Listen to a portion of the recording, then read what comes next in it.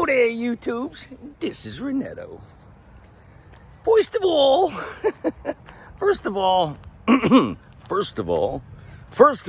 let me get right to it. I am going to try to make this video a tad bit shorter than normal because I'm really just kind of checking in. And today is a little bit more about self-care. And I'm just trying to shoot this video earlier while I'm out on my morning walk. Well, it might be about 11 o'clock now. I was up pretty late last night. I had an impromptu invitation from Elsie to come to a mysterious event, meaning it's top secret. She wouldn't tell me what it was. She says, look, I just got some tickets. A friend of mine bought tickets for an event, couldn't go to the event, and offered them to me. And I'm calling you because I think you'd be the perfect person to take to this event because you're wild and crazy and you'll do just about anything and say yes to just about anything, which is true. Because as I've said many times, although I am an intimacy junkie, I am also an adventure whore. So bring it on, let's go. That's not the first time that I've been invited to crazy things. I can remember just the first thing that pops into my head is another friend of mine was wanting to go to naked karaoke at some kind of an adult themed clothing optional resort here in Florida, and there are several of those here. And I hadn't heard from her, in a while. This happened a couple years ago, but I hadn't heard from her in a while, and she said, hey, I want to go do this naked karaoke thing. She had never done it either, so she was just like kind of being silly and wild and crazy. At least I don't think she had done it before. Maybe I'm misspeaking about that, but I don't think so. Anyway, so she said, so I was racking my brain trying to figure out who in the world would dare go with me to something so insane. And she said, so I decided to call you because I know you're crazy and you'll do anything. I said, yep. Sign me up, let's go. Now, we did not end up going and doing naked karaoke, unfortunately, because that sounds like a blast. Even though I have really, yeah, that's a whole nother story. I didn't mean to launch into that, but basically I had spent most of my life protecting my nakedness. I don't think anybody had ever seen me naked except my wife, I'm not the kind of family go skinny dipping with their kids. I know people that go skinny dipping with they take their whole family out and they all go skinny dipping and shit. Trying to demystify nudity and everything with their children and well, I never did that. I don't regret not ever doing that. I don't know. I was terrified about getting naked in gym class and showering in front of everybody. Just didn't seem right to me. Didn't seem normal. I was wondering, why in the hell did they put a bunch of boys together in middle school and throw you all in a big giant room and tell you to get naked in the middle of your school day? It's like third period. It's fourth period. It's fifth period. Hey, everybody, run in there and get naked and take showers. I just don't. I know because you get hot and sweaty in gym, but maybe gym should be like the whole class does gym at the end of the day, like the whole school does gym together at the end of the day, and then they just send you home. It doesn't make sense. It seems, do they still do that today? Someone tell me this in the comment section. Are there kids piling into a room, all getting naked, and you don't have a choice? If you don't do the shower, then you're definitely weird. If you don't want to get naked in front of your gym teacher, I don't know. That all freaked me out. It still does. But I really, really, really wanted to get over my fear of being nude in public. And I was able to do that at Burning Man. And since then, I have been to nude beaches and nude resorts. And I've been, basically, I'm over all of that. And if anybody wants to get naked, adults, at a fun place where we're away from people who find it highly offensive, then sure, I'm in. Let's go. Okay, so Elsie reaches out, says, you want to go do this crazy thing. And I said, yeah. She says, well, you're gonna have to dress weird, so bring some weird clothes. And I'm like, well, I don't really have a lot of weird clothes. The majority of all the clothes in my closet are black. Black shirts. I'm carrying a black shirt with me, but trying to get a little sun while I'm out walking. Isn't this beautiful though? Isn't Zephyrhills beautiful? Just these trees, and I'm walking over to the park, but I'm cutting through a little trailer park. Imagine living in a little trailer park. These aren't very expensive at all. They just survived a hurricane and everybody's fine. And then right across the street is this beautiful park. I mean, come on. Where else in Florida can you live so cheap? Just like, I'm going to show you my dad. I think I'm going to take you over to Dad and Diane's house tomorrow, because they just got back from Alabama where they took off for the hurricane. And my dad ended up at a mule rodeo where everyone's riding mules instead of horses, and they're doing barrel racing and everything. And anyway, I'll let them tell the story. I haven't seen them since they returned, so I'm really excited to catch up with them. And I do have a couple more packages that have come in, so maybe we'll go try to do that unboxing video that never quite happened, but maybe that'll be tomorrow. All right, so yeah, Elsie calls and says, hey, you're the perfect person to go to this crazy event with me. And it was just totally impromptu. You know, she didn't know she was going. We hadn't planned it at all. And so I say yes. And I show up at her house, and she's like, okay, we got to pick out some outfits. We'll go to dinner and do this and that. But, you know, we got to pick out some outfits. It starts at 8 o'clock at a theater. Then eventually she tells me it's the Rocky Horror Picture Show. Okay, there is one thing that I forgot to mention. So I'm recording this after I just finished my video blog. The Rocky Horror Picture Show has a bunch of characters in it, and everybody that goes to the shows, essentially, not everybody, but quite a few people dress up as the characters in the show.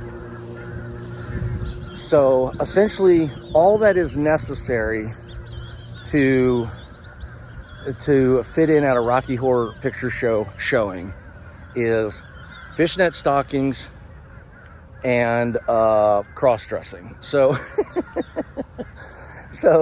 you've already seen the thumbnail of this video, and you know, I've already talked a little bit about the weird clothes, but I forgot to mention why, you know, what kind of weird clothes and why, that I was essentially doing my best to not just cross-dress, but like cross-dress and look funny. And that's why I'm getting ready to show you the outfits that Elsie and I wore. Elsie dressed herself, thank God, because she looks amazing. Oh, how far under it do I need to be? Wait a minute. Lift your arms. No, I can see it on that in the tops. Oh. Yeah, you kind of got to move a little bit to see it, though. Yeah. Yeah, because it's very subtle unless you move. Come on out. I think you're gonna like that video. But she also dressed me, because everything I'm wearing were her clothes out of her closet.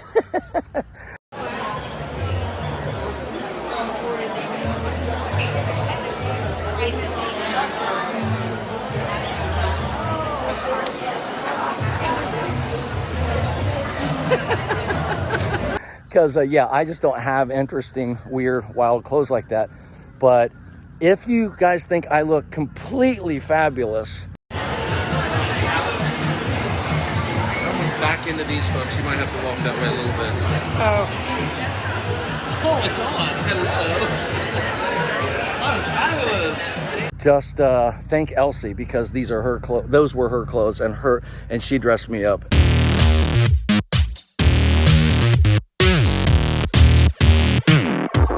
That's the cross-dressing version of Renetto.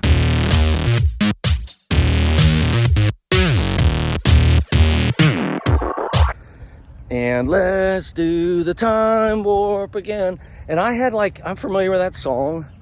I was pretty young. I was born in 1966, and I think it was around 75-ish or whatever when that came out. So I wasn't really old enough, and we were deeply involved in the church, so you know, that just wasn't part of my lifestyle at all. And it's all about, you know, I guess there's transsexualvania, and, you know, instead of Transylvania, it's transsexualvania, and the castle. Basically, a couple get married at the very beginning of the movie, and it's a musical, and it's all campy and over the top, but they get married, and I guess they're going on their honeymoon or something, and they're driving, and it's like a rainstorm, and they give you all these props when you go. You put like newspapers over your head during the part where it's a rainstorm. As a matter of fact, I did shoot just literally maybe 2 or 3 short little clips that I'll include in this video. I'll put the rainstorm video in right now, and you can see everybody. They're holding up their cameras for lights, and then there's newspapers on people's heads because it's the part of the movie where Susan Sarandon, who plays the bride, she puts a newspaper over her head, and so everybody else does it. I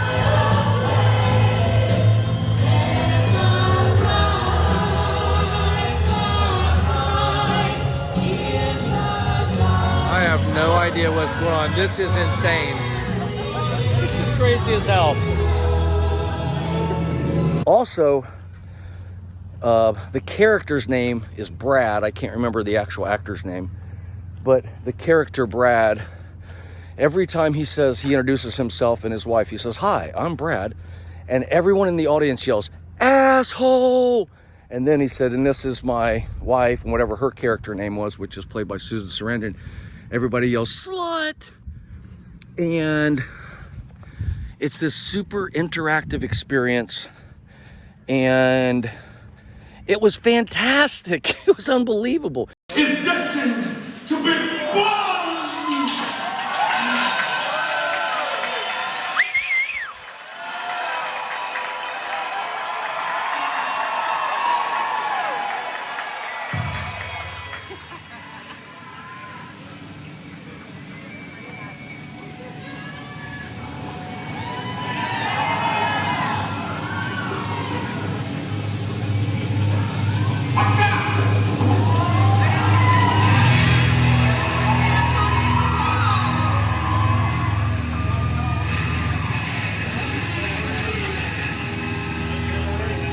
It kind of reminded me a little bit of YouTube, to where, you know, I post a video and then you guys yell, "Asshole, slut," at me from your homes. And that's why, and it's fantastic.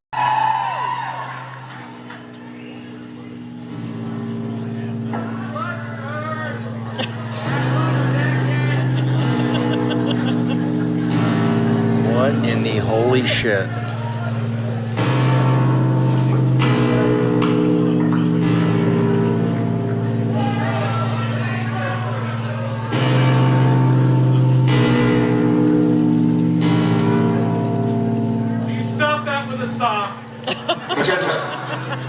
And that's why I ask you guys to post those video responses to the Morning Manafest. Not to be totally skipping around the entire universe right now, but we might as well. Is because it's not just me. It's like me, you, and all that kind of stuff. Speaking of the responses, apparently I have had 2 people, maybe more, but 2 that I know of, because they private messaged me that they have made video responses, and I haven't seen them yet. Perhaps I will, when I get back home and I edit this video together and put those clips in from the Rocky Horror Picture Show, perhaps I will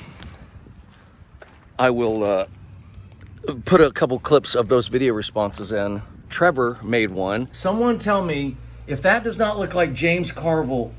If this is not a doppelganger of James Carville, I don't know what is. This is a video reply to Renetto. Now, I think this is, and I do love Trevor, believe me, but I think if a turtle had a voice, this is what it would sound like. Paul, this is my morning manifest. I can and I will focus on my desire to live the life that I've imagined. I can and I will stay close to this desire by reminding Trevor, myself you are of it awesome every day. No one can stop me but me. No thing can stop me until tomorrow. Come on, Trevor, let's hear it. I only have to believe this is possible. You didn't do it. Just for today. Let's see what you got for an ending. Thank you. I'm not making fun of Trevor, okay? Yes, I am. But you know what? Other than having my pants in his face, hold on, let me get these off there. And my laptop bag. Whether I make fun of him or not, let me get all this shit off the chair. He deserves a little more respect than that. Okay. Whether I make fun of him or not, he's still my co-host at heart. Love you, Trev. And Krista made one. All right, I am a little confused about how to get notifications if you guys do video responses. I'm editing and putting the video together right now that you're watching. And this is me editing it together and adding the little texts and things. And then this is me putting in the little clips. And then way down through here, you know, I'm telling you about how to @mention me and all of that stuff, okay? So here's the problem. I go over here to look at these video responses that Krista and Trevor made for me, and neither one of them are showing up where I told you that they would be. So here's in studio, here's comments and mentions, okay? So if I go to mentions, this is the person I was just telling you about that mentions me every day, and somehow it shows up. Now go down here and you'll see when Elsie did a response to me a while back, about a month ago. Hug Evangelist mentioned you in a video title, and it says subscription to @Renetto, or short reaction, sorry that I didn't. Short reaction to @Renetto about our dating story. And it showed up just like where I told you it would. However, there are no other mentions showing up. And if I go to Krista's channel, shit, where did it go? Oh, here it is. Here's Krista's channel, and she does mention me. It says Morning Manafest @Renetto, but as you can see, it did not show up. But it is fantastic. Can and I will focus on my desire to live the life that I've imagined. Now we're all three doing it. I can and I will. My real self. Stay close to this desire. My virtual self. By reminding myself of it every day. And Krista. No one can stop me but me. Aww. And no thing can stop me until tomorrow. Let's do it, baby! And I only have to believe.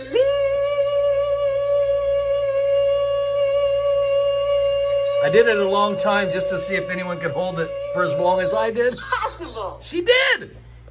Just for today. 3, 2, 1. Thank you. Okay, now that is about the most adorable thing I've seen in a really long time, especially compared to this. But when you make a video response, if you want to make sure that I see it, just like a comment, it'll just show up in my, you know, like thread of things that come to me as people interact with my videos. If you @mention Renetto in the title of a video, then it shows up in my feed through YouTube Studio and all that stuff of people that are mentioning you on YouTube. Okay, so then there's a little feedback about the video I made with Krista. You know, the quality was terrible. She was amazing. You know, our lighting got weird. Our sound wasn't so great, but we had a good time. I would like to do kind of like a non-unboxing video, and perhaps if she and I continue our kind of friendship, I don't want to say consulting, mentoring, life coaching type of vibe, but yeah, she's really hungry right now and thirsty and ambitious for doing some things, and the energy that I bring to her through our friendship has really, you know, it's helped get her motivated or whatever, and she's been appreciating that. And of course, it's more fun to give than to receive. You know, when I'm hanging out with her and talking to her and sharing things with her, it actually fuels me and makes me want to like go home and work harder and do better. So it's very much a win-win situation, and it's fantastic. Elsie and I do that with each other as well. So yeah, anyway, What else did I want to say in this video? Was there anything else? Oh yeah, I think it's day 12.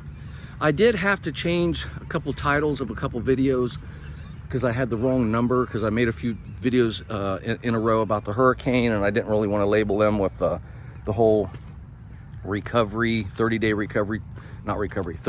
sobriety challenge.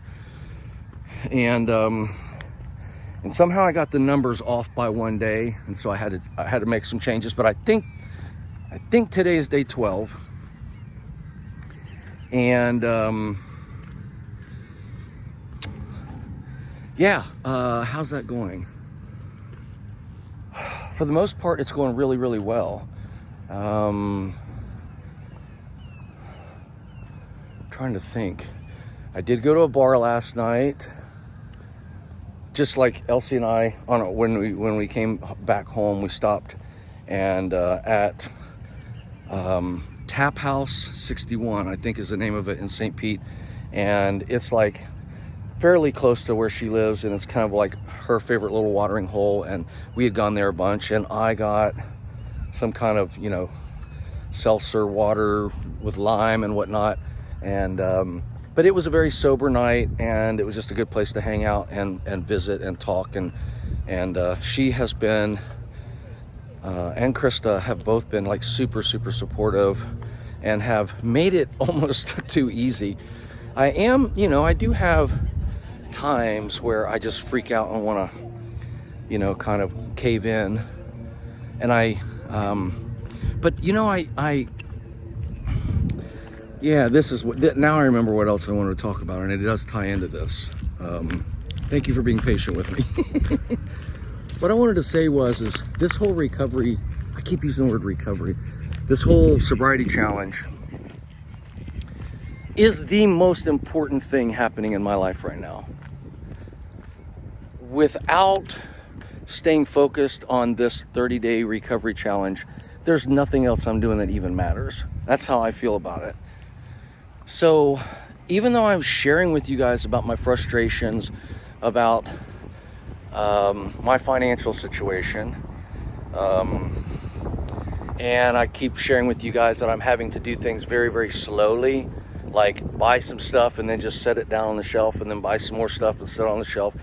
I'm basically spending money, getting some things, preparing for some things, and I'm doing it a little bit at a time, and eventually it'll all add up. There's things I want to do to my house that I'm just having to do a little bit at a time. I have some supplies around, but not enough to do everything I want to do, so I just buy them. And that's why, like, Tony was wanting those landscape timbers the other day when I was on the roof, and he thought I was going to die. He wanted some landscape timbers because I have some landscaping I need to do, but I don't have enough of everything to do it, so I'm like piling up stuff. I want to monetize my YouTube channel eventually, and I want to do all this stuff, but I'm not quite there. There are some difficulties. And also, I cannot ask you guys to help me monetize this YouTube stuff until I kind of know what I'm doing and why, and feel comfortable about it. Imagine me vlogging and doing all this, and you guys get excited about supporting me, and then like in a month from now, I just flip out and disappear from YouTube again. I would hate myself. You guys would be disappointed in me. And sometimes I don't feel like totally in control of what I'm doing. I know that is a possibility. So I feel almost like until maybe like 3 months of vlogging, and I'm in a rhythm, and I can see some growth in my channel, I can start to feel some focus of like, okay, I know what I'm doing. I know how I'm gonna do it. Like right now, I'm literally turning on the camera every single day for 30 days in a row to be accountable for my sobriety challenge, not to monetize my YouTube, not to worry about any of that shit. I'm just sharing my life in real time. I'm telling you what's happening while it's happening. And it's just raw. It's just raw. It's no bullshit. It's up, it's down, it's happy, it's sad, it's long, it's short. It's, you know, late at night, it's early in the morning. It's sometimes at 7 o'clock, there's live feeds. I'm practicing, playing, goofing around, putting my shit together. But I also must stay sober and do this 30-day sobriety challenge and know that I can do it. Know that I can do it. This is giving me strength, and I'm turning on this camera not because I have a bunch of content that I think you're going to be excited about, not because I'm trying to, as a matter of fact, my subscriber count has gone down since I started vlogging again. I don't want to bring it up because I don't want you guys to think I'm like bitching and moaning and complaining and crying, and you're like, well then do this, well then do that, and you guys have all these things that you would do if you were me, but you're not me. But yeah, I've really been too embarrassed to mention it, but I've actually lost quite a few subscribers, because basically when you're subscribed to a channel like mine and I don't post videos very often, there's no reason to unsubscribe from me. But you know, I'm posting videos that people who subscribed to me 14 years ago is flooding their channel every day, and they just don't want to watch me anymore. So instead of my subscriber count going up, like if I had a brand new channel, my subscriber count would probably be going up every day. But when you have almost 38,000 subscribers and 500 of those people are the 500 people still watch my videos from that 38,000. Essentially, I have, 37,500 people who aren't watching, and eventually they're all going to unsubscribe if I keep flooding their YouTube channel subscription pages with my ugly face every day. And that is assuming that they're even still on YouTube. These are old accounts and stuff like that. So it is a little discouraging to see my YouTube channel going down almost every day by 2 or 3 or 4 or 5 subscribers. It's a true story. So yeah, it's a little tricky for my state of mind, So yeah, I have a lot of things to do, a lot of stuff to work on as I'm coming out of this fog of smoking pot, and coming out of this fog of getting back in tune with myself. Getting back in tune with myself and getting, making videos and feeling productive and feeling, a sense of purpose. And there's just a lot going on, and I'm just sharing it all. So and I'm yelling and screaming at you guys over the whole Tesla thing on Friday night because I don't know what I'm doing yet. But I also I'm fine. Like, actually, I'm better than fine. I'm fucking fantastic. And I'm going, and everything's good. So, yeah, that's it. I just wanted to say that is my biggest priority. And I do, I shared, I don't have health insurance and all this stuff. I've never had health insurance. I never had health insurance when I was vlogging 16 years ago. I've never had I had health insurance when I worked for Squad.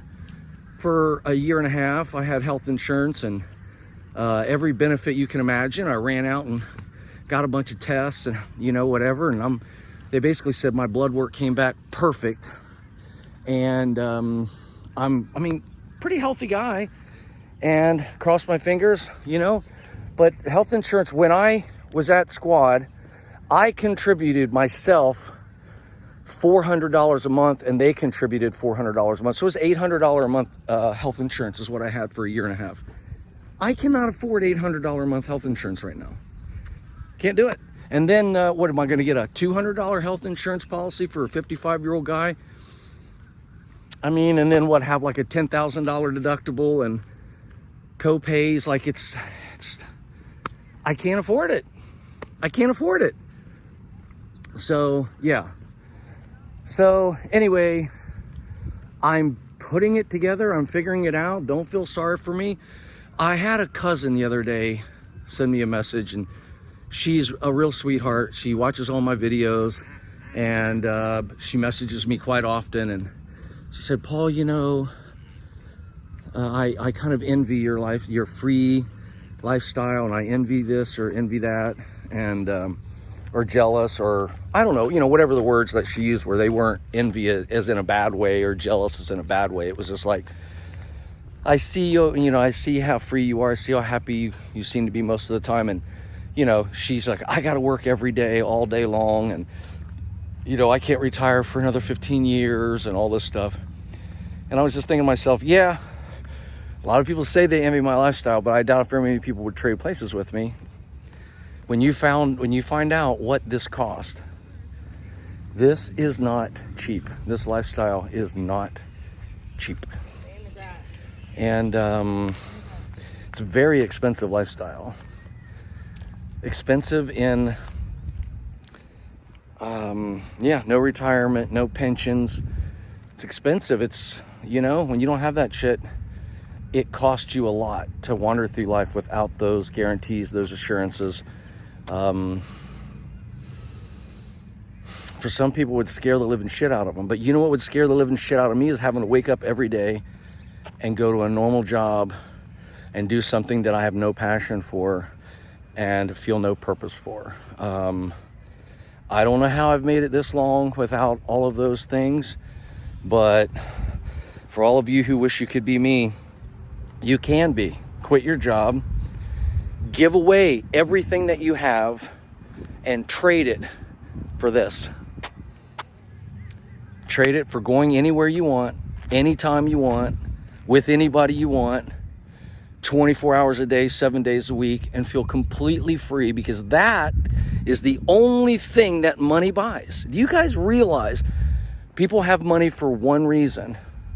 One reason: freedom. Money gives you the ability to never do anything you don't want to do. So if you don't want to live in a little house, money can buy you a big house.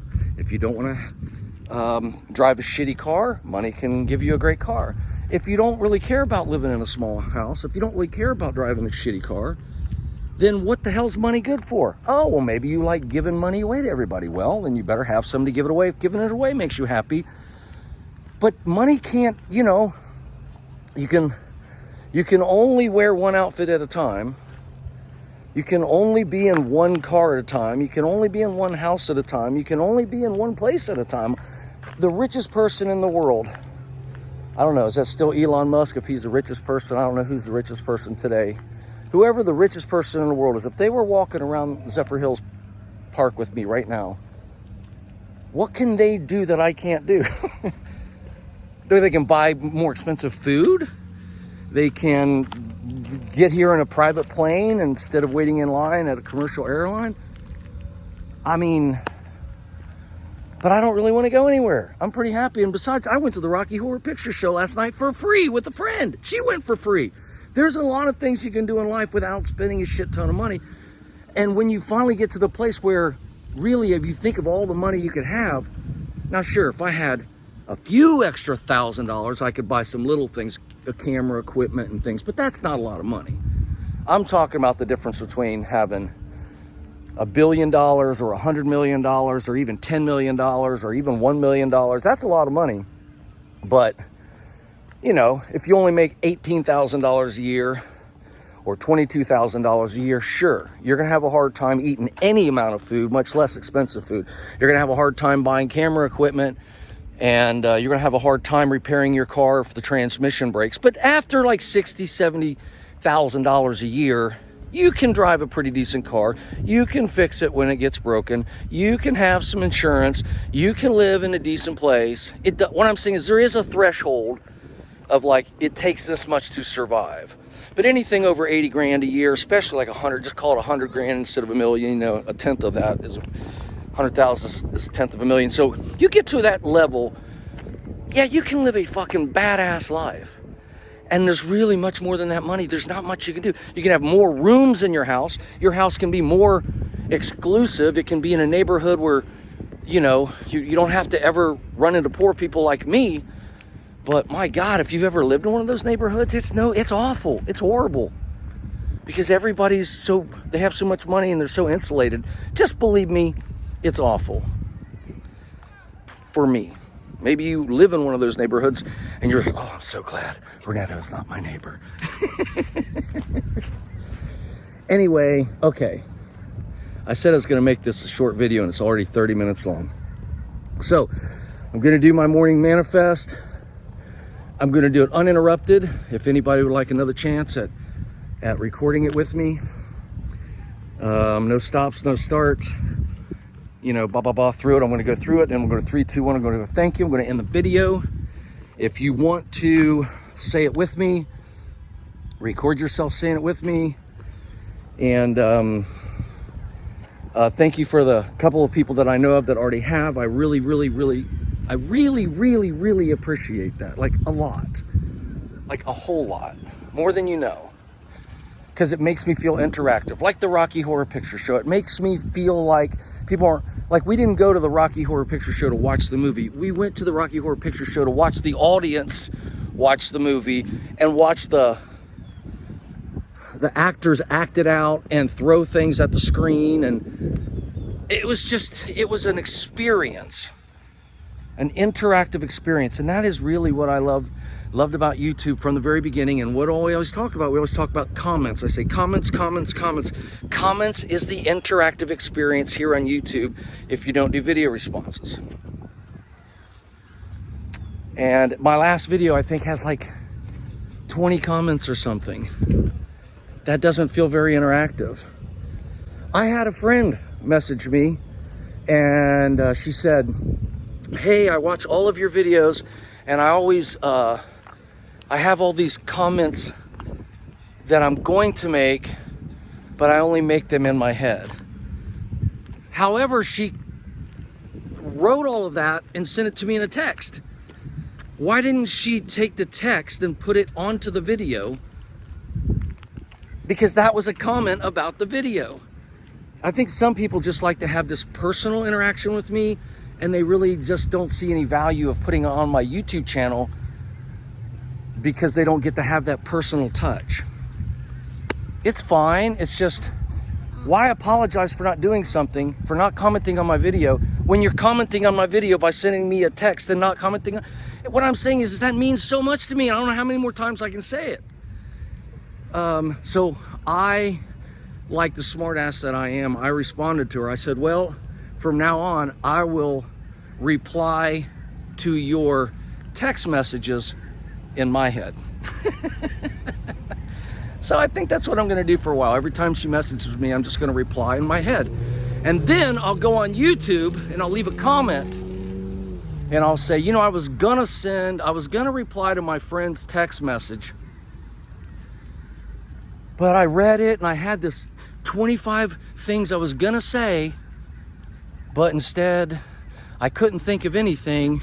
And then I'm gonna talk all about it and I'm gonna leave it in that. So yeah, if you know who you are, every time you message me for the next 30 days, I will respond to your text messages by commenting on my own videos about your text messages, since you're sending me private messages instead of leaving comments. That's me being a dick. Okay, I won't do that, but anyway, that's how much they mean to me, and that's how much I would appreciate it. And some people just aren't, they're not getting it. So I'm trying to help you understand what it means to me. And you don't always have to be a passive aggressive dick to get your point across, but if you make it funny and make a joke about being a passive aggressive dick, you got your point across without being mean. You know, you're like, I am a dick, but I'm not gonna be a dick. With that, I can and I will focus on my desire to live the life that I've imagined. I can and I will stay close to this desire by reminding myself of it every day. No one can stop me but me, and no thing can stop me until tomorrow. And I only have to believe